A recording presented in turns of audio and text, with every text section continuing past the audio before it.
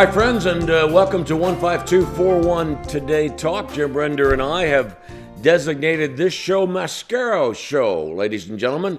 Matter of fact, in honor of the show, Jim is wearing his Mascaro golf pullover. And Jim, why don't you introduce us to our three guests today? That would be a thrill to do that. The Mascaro family has been a very important part of my life here in Upper St. Clair.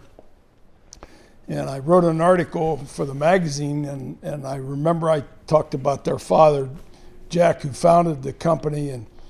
And I if you remember, I wrote something about Jack and I were walking, and that was right over here, right on this field. And their father founded the Mascaro Construction Corporation, and in the theme of excellence in education, which our school district likes to talk about, these guys personify excellence in education. They're brilliant minds and they're great athletes, and this is what it's all about. So without further ado, closest to me is John Mascaro, the oldest, and then there's Jeffrey, and then there's Michael. And I've known him a long time, and we've had many great moments together on the athletic fields. And now I've been privileged to watch them grow and build the Mascaro company. So it's a thrill to have you guys here. It's a busy time, and I'm very happy that you took some time to spend with Lanny and I. So John, the oldest and the current head of the company, why don't you talk a little bit about your company? Yeah, well, thanks, Coach. Appreciate it. Yeah, Lanny, thanks for having my brothers and I here. It's just been you kind of elaborated a bit when you said exceptionally brilliant and good athletes. We kind of worked hard and weren't the smartest guys, but had some common sense. And fortunate enough to have my two brothers with me at the organization. My dad, said, Johnny, you're going to be the president of the company. And I said, that's great. I need my brothers. And we kind of have our own lane, so we get to work together. So back to back to back together, we're a team. So I really can't take credit for being the lone president, the lone leader of this. I need my brothers behind me, supporting me, and in their special paths that they're working on, and it complements our skills. So, I'm exceptionally fortunate to be working with my brothers.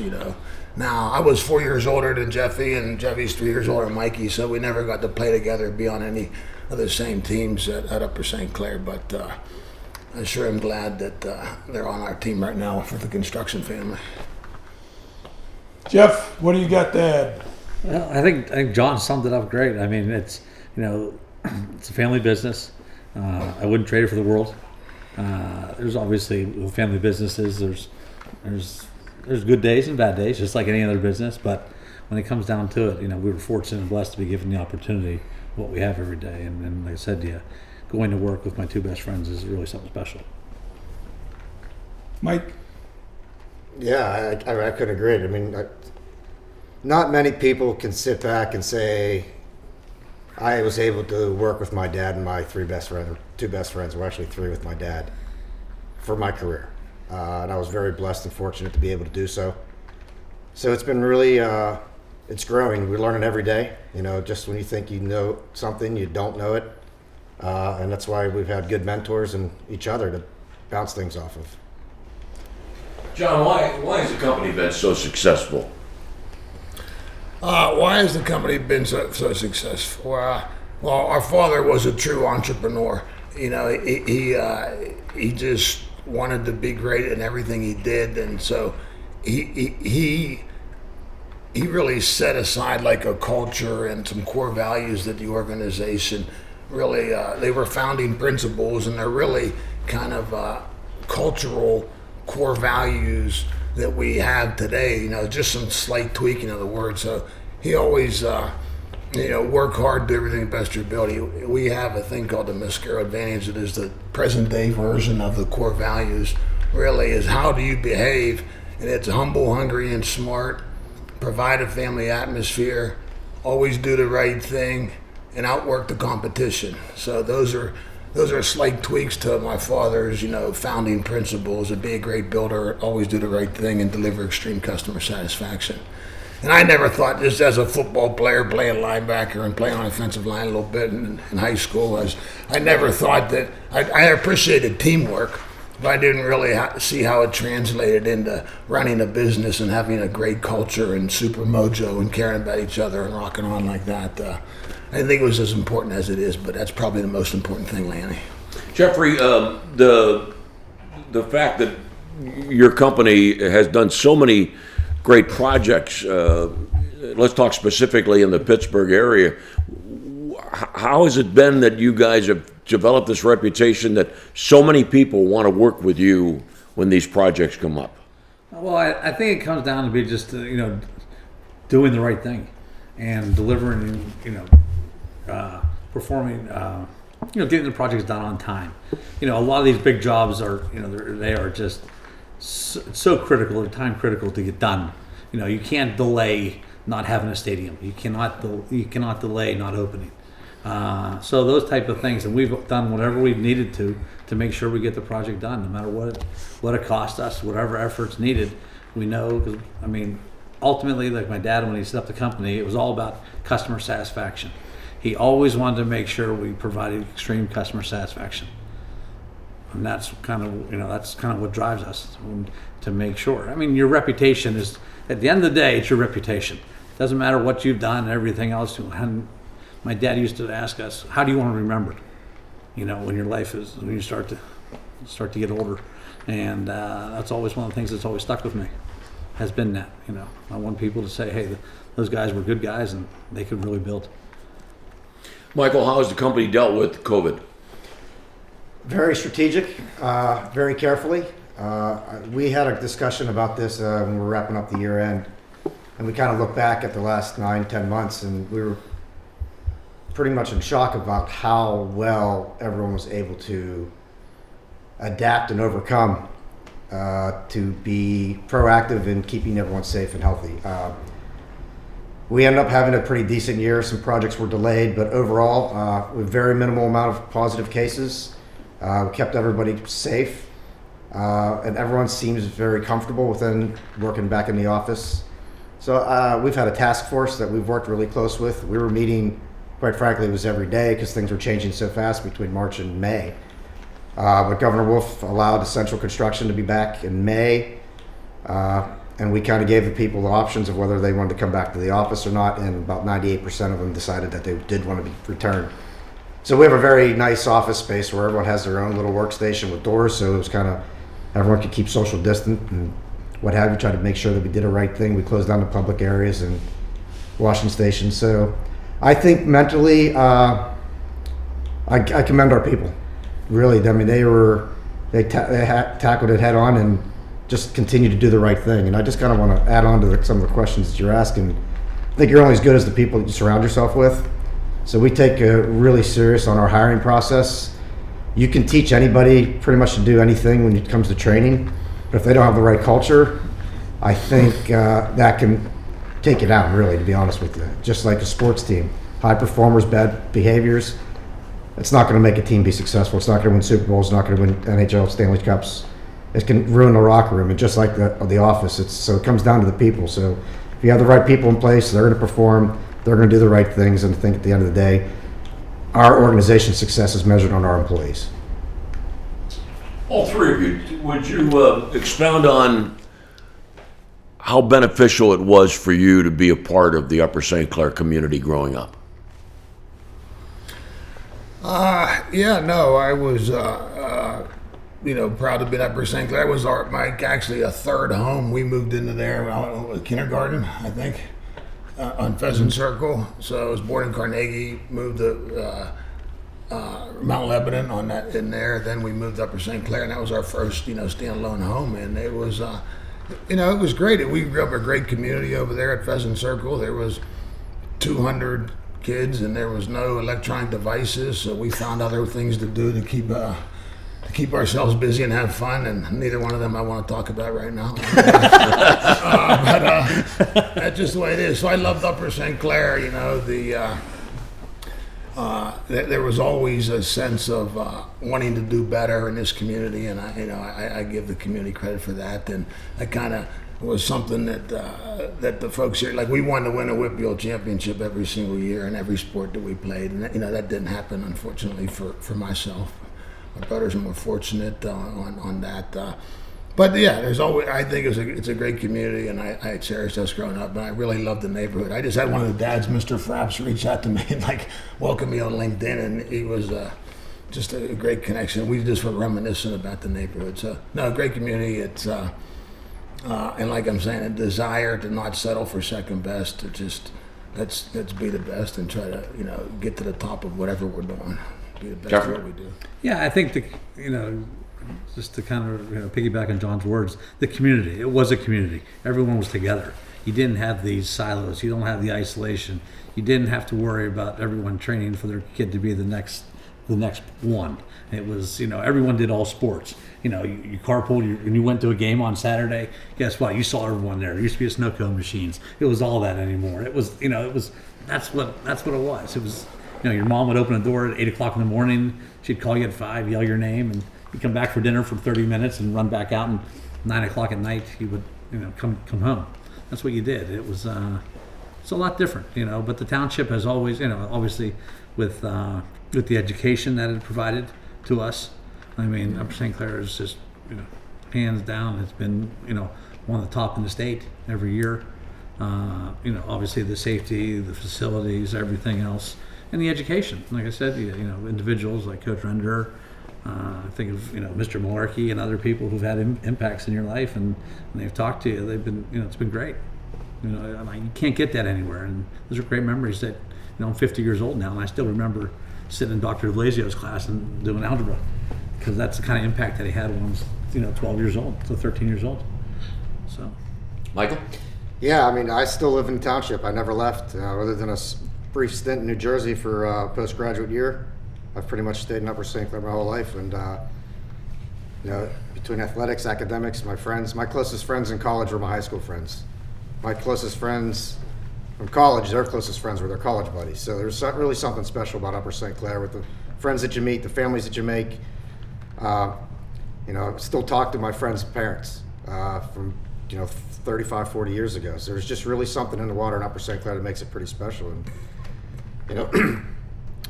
I converted my wife from the township over to live in Upper St. Clair, so she's very happy being in this township. My kids are extremely happy. The education system's unparalleled. And the sports programs, it provides us good opportunities to give back. I coached some soccer with my daughters. My wife was a soccer player, so I just kind of sat there and yelled at the kids every once in a while. John got back in the junior wrestling program again, so it's part of me to give back to the community. It's not just to give back to the kids, but the Upper St. Clair kids, and so something pretty special. Jim, did all three of these guys play for you? Yes, they did. John was a tremendous linebacker in football, tough. One of the toughest I've ever had. And Jeffrey and Michael were excellent kickers. And we have good stories about all three of them. I moved John from an inside linebacker position to an outside linebacker position his senior year. He wasn't happy. But he led the team in tackles and had a very successful year. Is that true? You weren't happy, John? Oh no, I'm always happy on the field. I just was, so I don't know if I can say that. You got to do what you got to do. I mean, there was other folks that probably played the middle linebacker position better than I could, and I just think of Donnie and Whitey and those guys. I mean, they were studs. It wasn't that they were better. I had three great linebackers. That's another story. But why is it, dude? Now, I mean, why is that another story? I mean, Donnie Lund went to Yale. I mean, he was pretty good, and Mark White went to Georgia Tech. So I mean, we're not talking chopped liver here, right? And then John went to a scholarship to Ohio U. So it's rare that a high school coach has three in that category. So I didn't want to alternate them inside, so I moved one outside. John. And I was good with it, Lanny. I'm not harboring any ill feelings. Or anything. I love Coach Render, and I love his wife. I love his family. So we're still close. No, it's all good. Agree to do interviews for him with you? I live in Bethel Park. I'm here touting Upper St. Clair, and I should, no doubt. I might, going back to the company, these guys, their company has built or been a part of every one of the sports venues in Pittsburgh. I'm talking Heinz Field, PNC Park, Peterson Event Center, the hockey arena, and the South Side where the Steelers and Pitt practice. They've been a part of all of it. So I'm just trying to point out, this is a marvelous construction company. And these guys are, it's one thing to take over for your dad, but this company has grown and grown and produced. As Jeffrey said, at the end of the day, you got to produce. And currently, they have a project for the Carolina Panthers. Carolina Panthers are building a $600 million practice facility, complex, offices, fields. And there wasn't a bidding process here. There's some Pittsburgh connections down there in Carolina. They called the Mascaro boys and said, we want you to build it. So why don't you guys elaborate on the projects I just talked about? Let's work backwards. You start with Carolina. Well, Carolina is, as Coach Renner mentioned, it's about a $600 million training facility for the Carolina Panthers. It's interesting to know that the Panthers right now, next to their Bank of America Stadium, they don't have a training facility. They actually just put a bubble up. And they had some practice fields down near the stadium, but nowhere near compared to what everyone else sees around the NFL. So it was pretty eye-opening just to see that from a professional team. But I think with the change in ownership, I know with the change of ownership with the Carolina Panthers, Mr. Tepper, he's going to do tremendous things for that franchise. So they're building, like I said, about a 400,000 square foot athletic training office with. There's going to be 4 fields, medical facilities, stuff like that. So he's taking a section of land that's about 240 acres and going to develop it into a sports and entertainment industry. So it's a pretty neat project, pretty special project. There's only 32 teams in the NFL. So these don't get built every day. And they last for 30 to 50 years. So probably in our lifetime, it'll be the next one, hopefully our children or they'll be the ones building the next ones. Mr. Tepper, Lanny, used to be a part owner of the Steelers. He bought the Carolina Panthers, and he took a guy from Mount Lebanon, Mark Hart, as one of his administrators. And so that there are some connections, but you don't call somebody up to build a $600 million facility unless you know they can do it. And as I mentioned, why don't one of you talk about the Heinz Field project and your part in that? I'll just make it brief, just to the trust that the Rooney family had in our company, specifically our founder, Jack, our dad. Mr. Rooney said that you guys are getting this job. We teamed up with a joint venture partner. You guys are getting this job because I know you treat our money like it was your own. I trust you like nobody else, and that's kind of how we got the Heinz Field job. And talk about, we always try to motivate and inspire our workers to, it's more than just a paycheck. You're building like a hospital. It's going to cure people of blindness or whatever it may be. That was the easiest job to motivate and inspire our workers on, because they were just so jacked up that they were building the future home of the Pittsburgh Steelers. It was just quite amazing, really. The mojo that was on the project, the pride that everybody took in it. And Jeff worked on the training centers over in the South Side. That was one of his first jobs, so he can. Sorry, bro. I'm just. Jeffrey and I both were. I was project engineer. Jeffrey was right. superintendent. As the first job we were on together, because he was in Scranton when I started doing the federal courthouse, and then I came in the late '90s, and then I worked in estimating for a little bit. And he's like, "We got this job for UPMC. It was a sports complex, and they were going to build 3 buildings: a sports medicine building. At the time, it was the second largest indoor training facility in the country behind Purdue's, which was for Pitt and the Steelers, and then a very, very unique project, which was where the NCAA and NFL team, Pitt and Steelers, had the same building, but there was very strict requirements in order to make sure we separated the two because of the NCAA violation rules potentially in NFL and fraternizing and those type of things. So it was a really unique project, about $35 million. Jeffrey was super, I was PE, and then it was just a lot of fun. We got to really know. When Mr. Rooney tells you he trusts you, the last person in the world at that time was you want to let down was Mr. Rooney. And so we really made sure that we were kind of buckled our hatches and made sure everyone kind of did the right thing. And this was like one of our first major, I guess I'd say landmark projects, I guess, for a lack of a better term. And shortly thereafter, we got Heinz Field.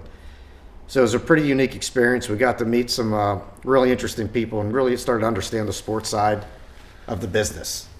What it took, and so and again, there was 22-year-old kids out in the field. They're like tickled pink. They couldn't believe that they're, laying steel for the Heinz Field project, or pouring concrete for the new foundations for the indoor field, or whatever it may have been. So it was pretty cool.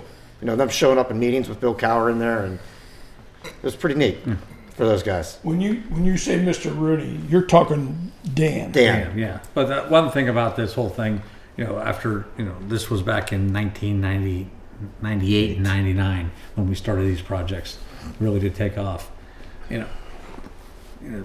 Obviously you got to know Dan Rooney, Mr. Rooney, and also know his son Art. Just tremendous people. It's just pure staples in the industry, in the community in Pittsburgh. You don't realize. It's very fortunate to meet him. It really is, both of them. Jimmy Sacco, again, down for the Steelers. These people we still have relationships with. We can call them.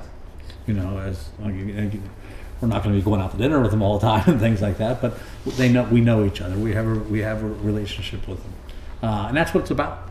And that's why go back to what Coach said. We got called because going down to Carolina because of our relationship, because of what we can do. It wasn't just because we know these 3 guys. They're good-looking dudes. We're going to bring them down here. It's not that. It's going to be, they can do this.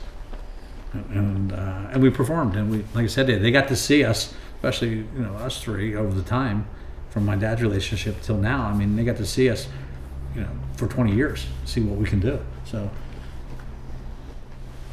Talk about the Peterson Event Center that Pitt was close to your dad too, and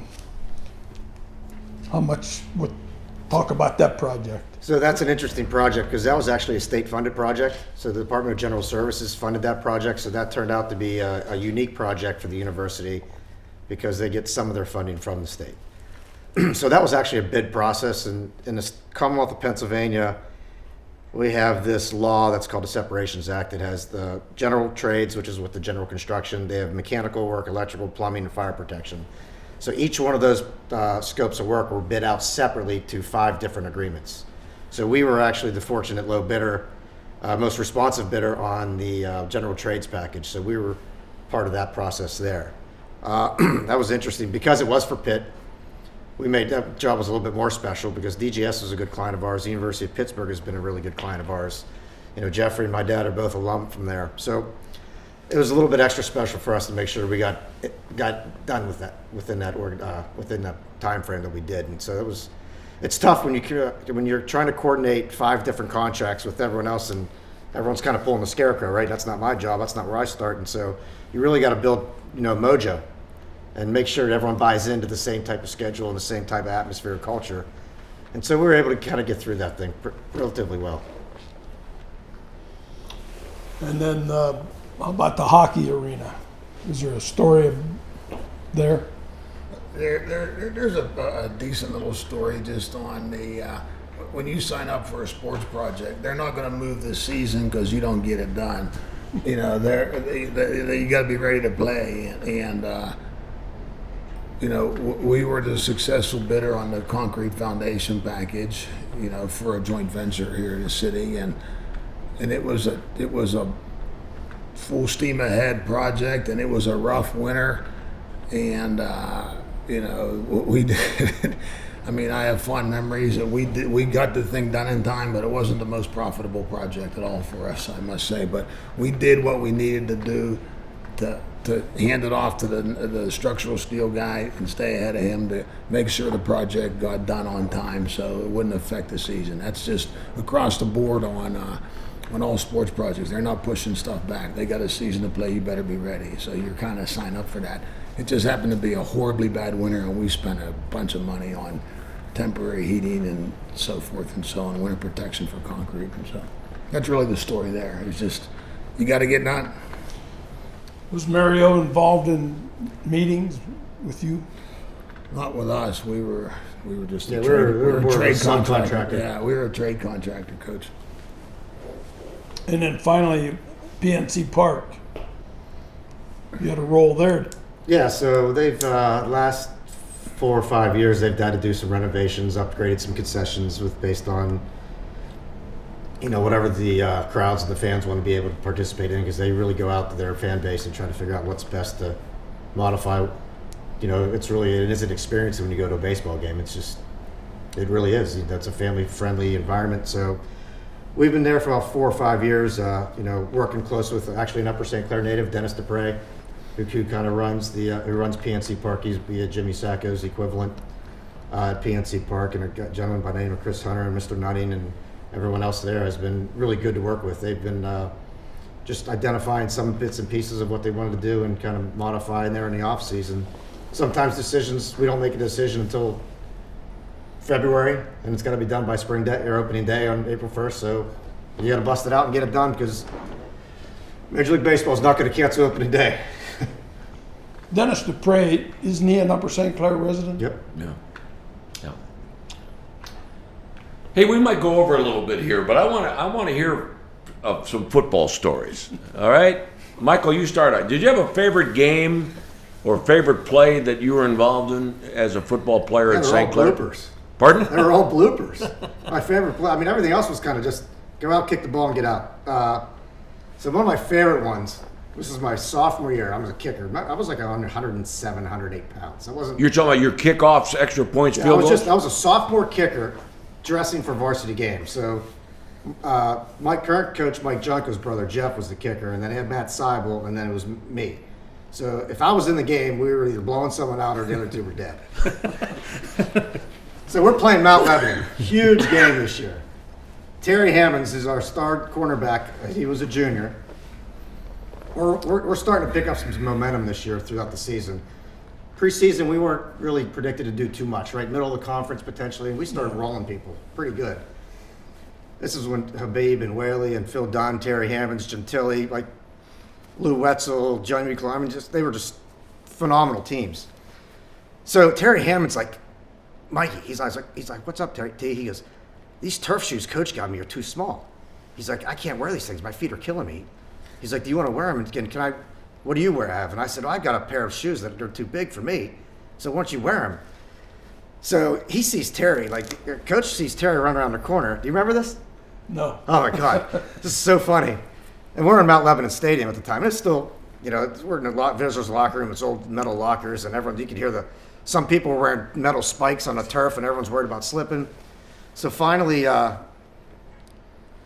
Coach wants special teams out there, and Terry's putting his shoes on. He's like, Hammonds, what are you doing? He's like, I put my shoes on. He's like, those aren't the shoes I gave you. Whose are they? He's like, Mascaro's. He goes, Mascaro's not even going to see the field. Just give him back his shoes. So meanwhile, we're up like 35-0. Peter Beebe has a great game. Doug plays great. Everyone's good. Coach goes, Mascaro, get over here. And we're like, what's going on? I was like, what's going on? He's like, get in there, kick the ball. I have metal cleats on turf, and so I go out, and I slipped, fall on my butt. First kick I ever attempted in high school. First kick, I slipped on my butt. I kicked Terry because he was my holder. I kicked the tee that was holding the ball, and I don't think the ball even got off the ground. It was my first experience. He comes up and grabs me by face mask. He goes, "I guess you should have kept those shoes on, shouldn't you?" And he doesn't remember it. Yeah. I don't think it was the face mask. I think it Don't was let the truth get in the way of a good story. Jeffrey, how about you?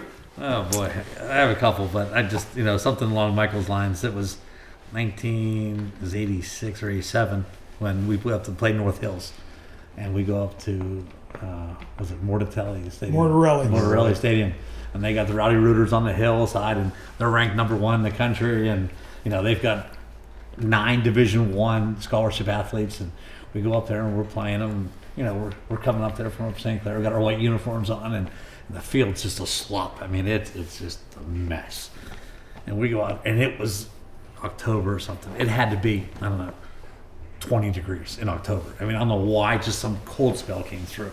And I remember guys like trying to sneak uniforms. Like, we're playing these guys, and we're trying to sneak all this equipment on. We're just like clothes, like spandex or anything to keep warm, because it was unbelievably cold.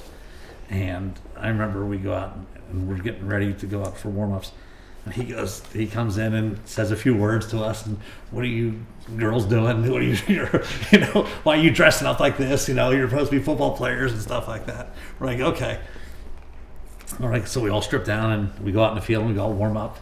And so we end up being halftime. We're down 35-0. And we're just getting murdered by those guys because they were an unbelievable football team that year. 87. 87. They won the national championship. Yeah.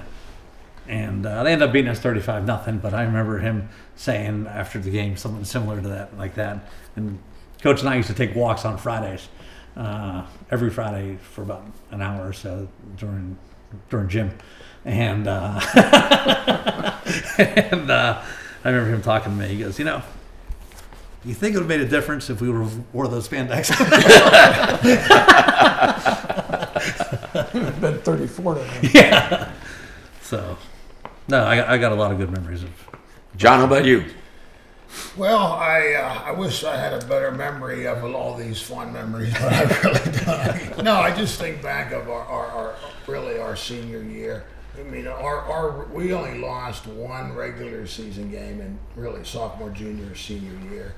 And, that senior year we went back to 3A and we played a bunch of tough schools from, including Aliquippa, which is a game that really sticks out in my brain.